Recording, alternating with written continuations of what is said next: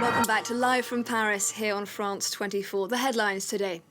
Facebook urges the army to restore access to the social network in Myanmar following Monday's military takeover in the country. The UN Secretary-General urging the international community to ensure that the coup fails. And a German medical plane carrying doctors, nurses and ventilators arrives in Portugal as the country struggles to cope with persistently high levels of COVID-19 transmission. Great to have you with us. Also coming up in the programme In Perspective, we take a look at what it takes to be awarded a Michelin Green Star for sustainability. I'll be speaking with Sam Buckley, the owner of Where the Light Gets In, a British restaurant that prides itself on growing its own produce and letting nothing go to waste.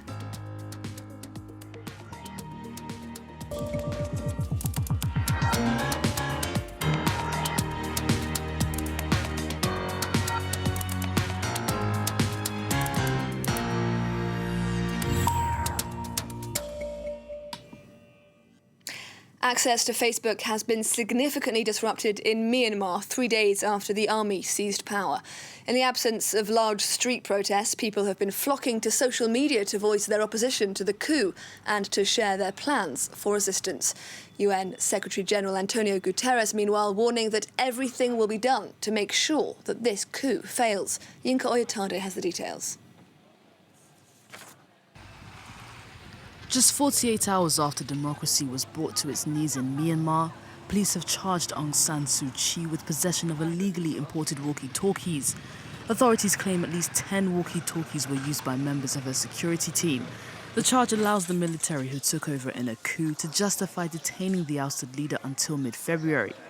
But for some in Myanmar, the allegation is a slap in the face. These charges are sort of preliminary charges before something or anything large happens. I mean, like before more serious accuses come, these charges, these ridiculous charges will act as sort of buying time. While on the surface the charges may seem minor, experts say the military plan to use a possible conviction to block Aung San Suu Kyi from standing for elections in a year's time. There's little doubt that the game plan is to try and silence Aung San Suu Kyi, to prevent her having a political future in the country and to prevent her having any influence on future elections. In the immediate aftermath of the coup, the people of Myanmar seemed almost stunned into silence. But Tuesday night was a different story. A chorus of banging pots rang out on the streets of Yangon in defiance of the army's takeover. We joined in with the banging of pots last night until they went out of shape. We did it because it's the only thing we can do right now, because we're not in a position to fight back against the military. During the day, these doctors also joined the civil disobedience campaign, wearing a ribbon in Aung San Suu Kyi's party's colour. They posed for photos with 3 fingers raised, a gesture used by pro-democracy activists in Thailand. A German army medical team has arrived in Lisbon as Portugal struggles in the face of soaring coronavirus infections. The team of 8 doctors and 18 nurses is initially set to be deployed to an intensive care unit, underscoring an acute shortage of human resources in Portugal's public health system. Portugal is currently the world's worst hit country by size of population. Joëmil Jamin reports. Touching down in an hour of need. On Wednesday, Portugal received welcome assistance in its fight against the coronavirus pandemic. 26 medics, 150 hospital beds, as well as 50 ventilators, all sent by Berlin to aid a health system on the brink. The medical support team consists of 8 doctors and 18 nurses that are due to work side by side with Portuguese doctors and nurses in a Lisbon hospital, Hospital da Luz, fighting the corona epidemic.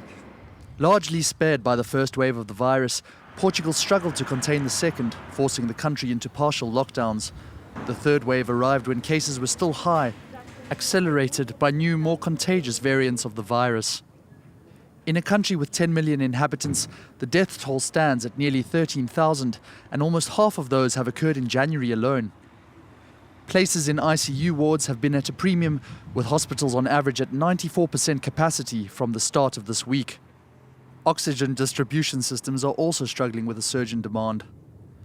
Facing a rapidly deteriorating situation, on Tuesday Lisbon appealed for international help. Besides from Germany, Austria and Spain have also responded. And health authorities say every ounce could make a crucial difference. For some, it may seem small, but I guarantee you that it's a lot.